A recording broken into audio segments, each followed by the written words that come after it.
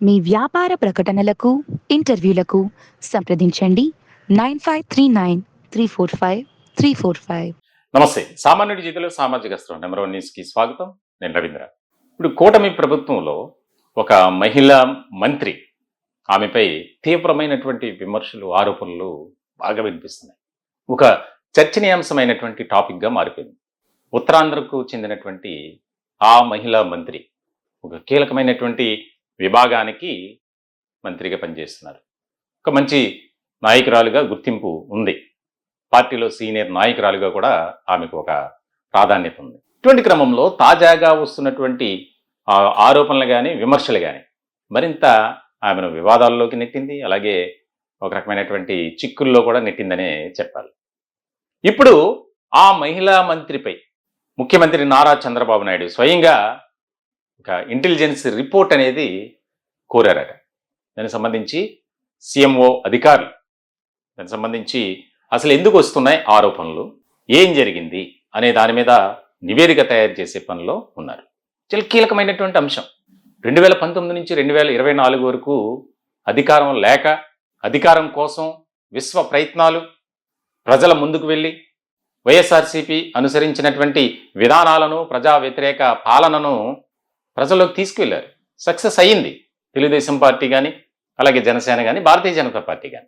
ఇలాంటి సందర్భంలో తెలుగుదేశం పార్టీ నాయకులపై అక్రమంగా కేసులు బనాయించడం, ఆ పార్టీ కార్యాలయాలపై దాడులు జరగటం ఇవన్నీ మనకు తెలుసు. ఆ కేసుల్లో ఇప్పుడు వైసీపీ నేతలు జైలు కూడా వెళ్ళినటువంటి సందర్భం. ఇలాంటి క్రమంలో ఎంతో ఒక కీలకమైనటువంటి సందర్భంలో ఒక మంచి బంపర్ మెజారిటీతో కూటమి అధికారంలోకి వచ్చింది. అధికారంలోకి వచ్చిన తర్వాత అనేక రకాలుగా కొంతమంది మంత్రులపై ఆరోపణలు, విమర్శలు. ఒకానొక సందర్భంలో అయితే కొంతమంది మంత్రులను మారుస్తున్నారు, వారిపై వస్తున్నటువంటి ఆరోపణలు కానీ విమర్శలు కానీ కూటమికి నష్టం చేకూరే విధంగా ఉంటున్నాయి. కాబట్టి ఒక కీలకమైనటువంటి నిర్ణయం తీసుకోబోతున్నారు ముఖ్యమంత్రి నారా చంద్రబాబు నాయుడు అనేది బాగా వినిపించింది. సోషల్ మీడియాలో వైరల్గా మారింది. ఆ సందర్భంలో రాజకీయ వర్గాల్లో కూడా విస్తృతమైనటువంటి స్థాయిలోనే చర్చ జరిగింది.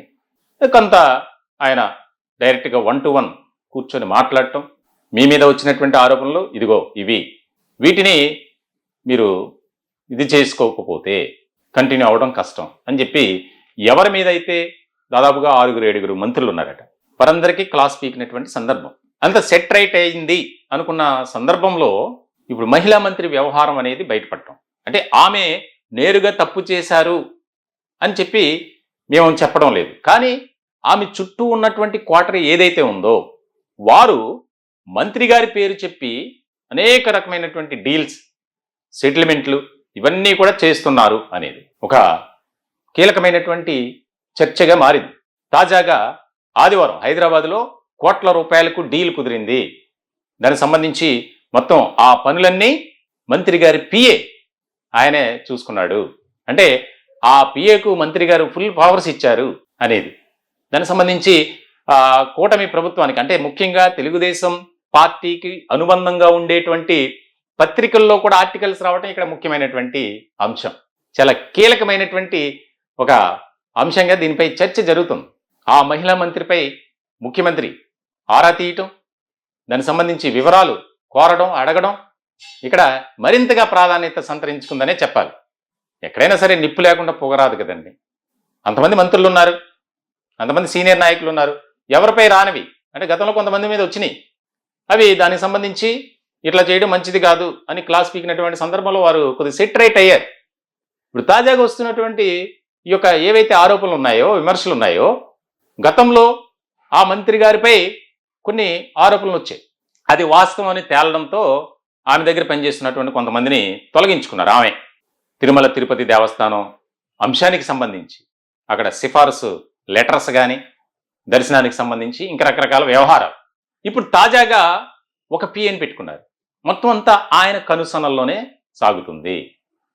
ఆమె నిర్వర్తిస్తున్నటువంటి ఆ శాఖకు సంబంధించి కోట్ల రూపాయలు విలువైనటువంటి కంప్యూటర్ల కొనుగోలు విషయంలో కోట్ల రూపాయలు అక్రమాలు జరిగాయి అనేది ఇప్పుడు కీలకమైనటువంటి అంశం. ఏదైతే ఒప్పందం చేసుకున్నటువంటి సంస్థ ద్వారా భారీ స్థాయిలో ముడుపులు తీసుకున్నారు.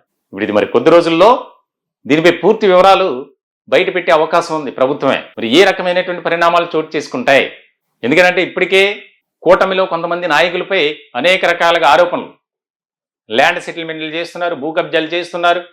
ఆ నియోజకవర్గాల్లో కొంతమంది అయితే అన్నీ తామే అన్నట్లుగానే వ్యవహరిస్తున్నారు అనేది ఎన్నో విమర్శలు వస్తున్నాయి.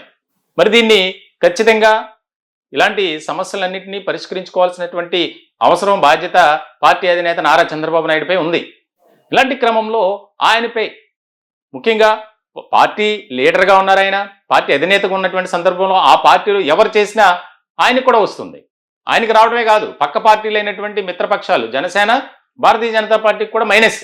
ఇటువంటి క్రమంలో ఇప్పుడు తాజాగా వినిపిస్తున్నటువంటి ఏదైతే ఈ యొక్క ఆ మహిళా మంత్రి గారి యొక్క నిర్వాకం ఉందో, ఎందుకంటే ఆమె చేయకపోయినా ఆమె ఆదేశాలు ఇచ్చారు కాబట్టి చేశారు అనేది వార్తలు వస్తున్నాయి. కాబట్టి ఇక్కడ ముఖ్యమైనటువంటి ఒక అంశం ఇది. పిఏని మార్చడం, వేరే ఒక పిఏ రావటం, అతను మొత్తం అంతా అతనే చూసుకోవడం, అధికారుల్ని గ్రిప్లో పెట్టుకోవడం, ఆ వ్యవహారానికి సంబంధించి ఇప్పుడు ఏదైతే కంప్యూటర్ల కొనుగోలు విషయంలో భారీ స్థాయిలో అక్రమాలు జరిగాయి, అవినీతి చోటు చేసుకుంది అని వస్తున్నటువంటి వార్తల్లో ఒక పేషీలో, మంత్రి గారి పేషీలో పనిచేస్తున్నటువంటి ముఖ్యమైనటువంటి అధికారి పాత్ర కూడా ఉంది అనేది కూడా బయటకు వస్తుంది.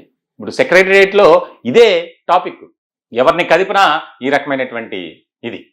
పూర్తి వివరాలు ఎందుకు చెప్పట్లేదంటే దానికి సంబంధించి మా దగ్గర కొంత సమాచారం ఉంది. ఇంకా పూర్తి స్థాయిలో దానికి సంబంధించినటువంటి ఆధారాలు వచ్చిన తర్వాత అవన్నీ రివీల్ చేస్తాను నేను. ఎవరు, ఏంటి, ఎక్కడ ఏం జరిగింది, ఎందుకు ఇలా జరిగింది, ఏ కంపెనీతో ఒప్పందం, కంప్యూటర్లు ఏంటి, ఆ డిపార్ట్మెంట్ ఏంటి, ఆ అధికారి ఎవరు, ఈ యొక్క పిఏ ఎవరు, ఆ మంత్రి గారు ఎవరు అనేది కూడా మొత్తం చెప్తా. మొత్తం చాలా కీలకమైనటువంటి అంశంగా దీనిపై ఒక తీవ్ర స్థాయిలో చర్చ జరుగుతుంది. మహిళా మంత్రి, సీనియర్ నాయకురాలు మరి ఏ విధమైనటువంటి నిర్ణయం తీసుకుంటారు? వార్నింగ్తో సరిపెడతారా, లేదా దీన్ని కొన్ని పార్టీలు, ముఖ్యంగా వైఎస్ఆర్సీపీ అయితే సీరియస్గా తీసుకొని దాన్ని ప్రజల్లోకి తీసుకువెళ్లేందుకు సిద్ధమైంది. సొంత పత్రికలనే చెప్పాలి. కొన్ని పత్రికల్లో తెలుగుదేశం పార్టీకి అనుబంధంగా పనిచేస్తున్నాయి. ఆ పత్రికల్లో ఆర్టికల్స్ రావటం అనేది ఇక్కడ ముఖ్యమైనటువంటి పరిణామం. హైదరాబాద్లో సెటిల్మెంట్లు, కోట్ల రూపాయలు డీళ్లు, మంత్రి గారి నిర్వాకం, ఈ యాంగిల్లో రాసుకొచ్చినటువంటి స్టోరీ. మొత్తానికైతే చూడాలి. ఒక రకంగా తెలుగుదేశం పార్టీ క్రమశిక్షణ కలిగినటువంటి పార్టీ, పార్టీలో ఉన్నటువంటి క్యాడర్ అంతా చాలా విధి విధానాలు, నైతిక విలువలతో పనిచేసేటువంటి నాయకులే. అయితే అక్కడక్కడ కొంతమంది ఉంటారుగా, ఏ వ్యవస్థలైనా ఏ రంగంలో ఉంటారు, తులసివనంలో గంజాయి మొక్కలేగా. సో ఇటువంటి క్రమంలో ఇప్పుడు ఏదైతే వరుసగా వస్తున్నాయి, తెలుగుదేశం పార్టీలోనే వర్గ విభేదాలు, వివాదాలు, గ్రూప్ రాజకీయాలు, తగాదాలు, కొట్లాటలు, ఘర్షణలు జరుగుతున్నాయి.